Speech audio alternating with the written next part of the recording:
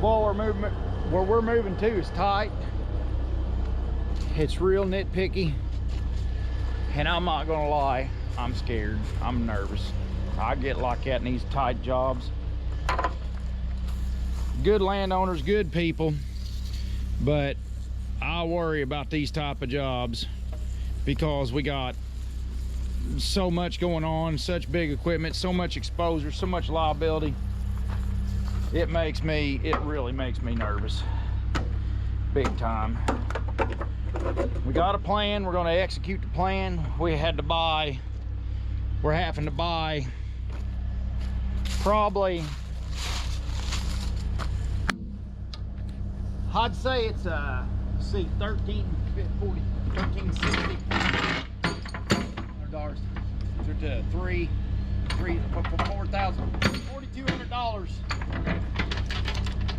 Be just over $4,000 worth of mats. This is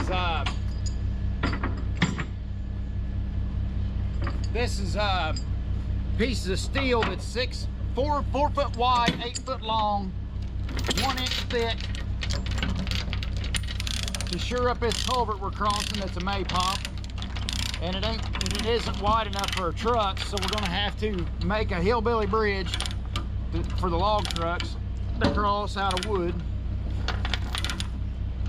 It's not gonna be an easy undertaking.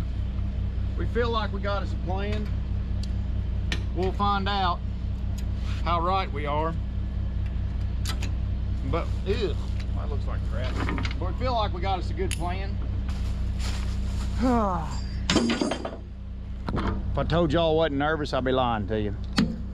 But that's the way I truly feel alive, when I'm just a little bit on the nervous side. It isn't a problem that I can't solve, or that we can't solve, excuse me. Being self-centered there. It's not a problem that we can't solve. But is it going to be an easy one to solve? No. We'll have to bring our A game. We got $4,000 invested in this, not to mention all the time we're going to be spending getting this stuff situated.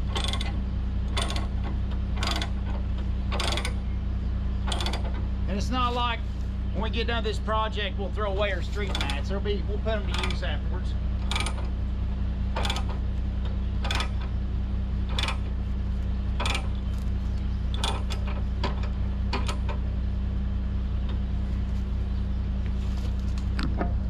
Robin and Stevie and the gang come up with the idea of using them short chains. I like to pull down pretty hard on a machine. The more you pull down, the harder it pulls down, so to speak. And with the way we've been doing our boomers without a chain on your tracks, can't really pull down that good. I had to order a special chain, special 1/2-inch chain to have the capacity that it takes. The Brutus is the heaviest machine we move. And to get the capacity to pass inspection on Brutus, I had to use the 1/2-inch chains and these heavy-duty 9,000-pound boomers. Without it, I don't have enough capacity. So we had special orders. We had to get special chains to do this, but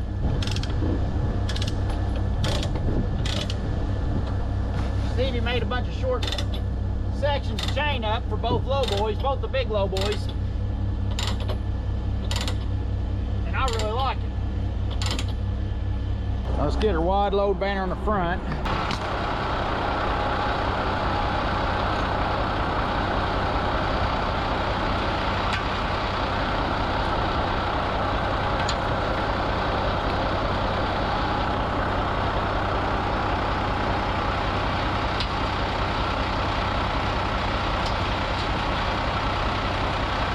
Get this wreck on the road.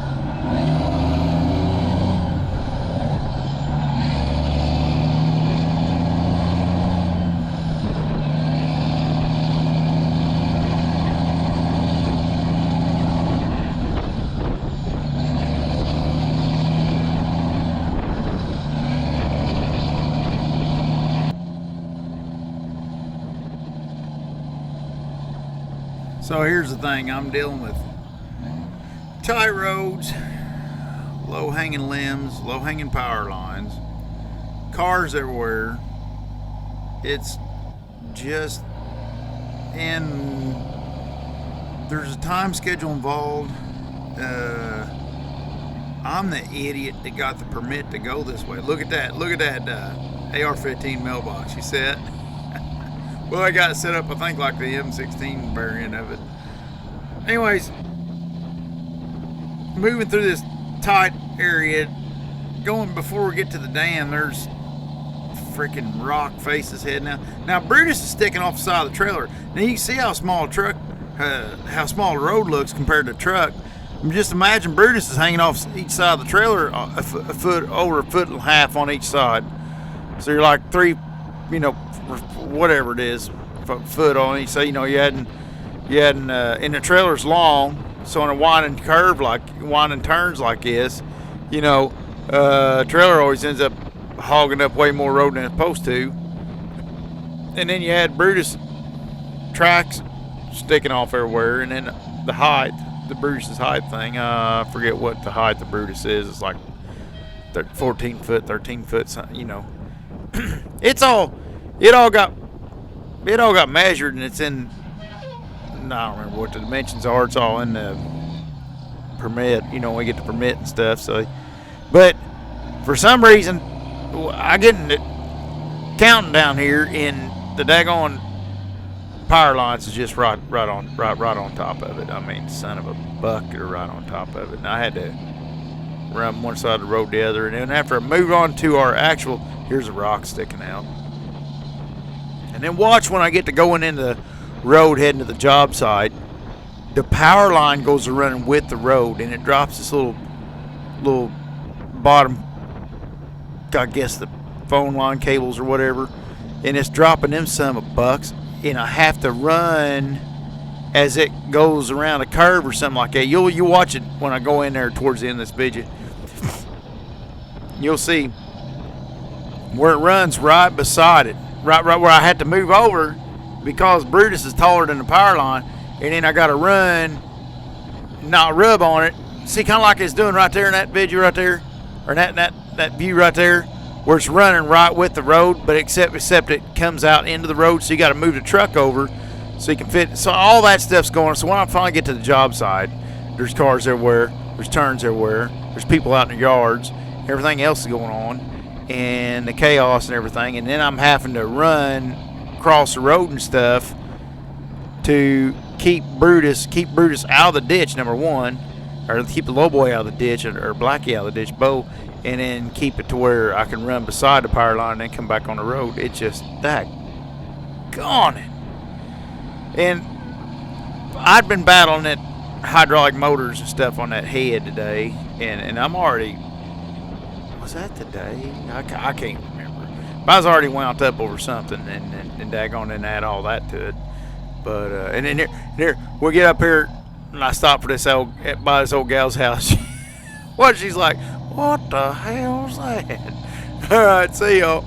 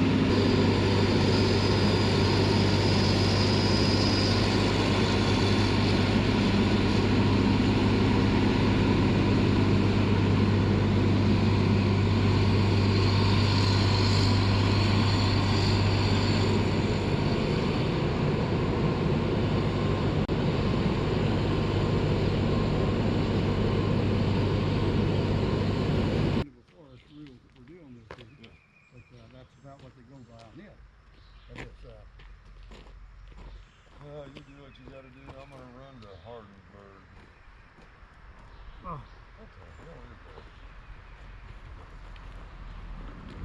What is that, camera? Yeah. Oh, It's got he's recording it. Yeah. Now. I thought if I fell in, I wanted to catch it on camera. That was nerve-wracking, but that's over with. Nah, breaker broker. Come on in there, leave me a little comment, a little bit of thumbs up there. Kaboot.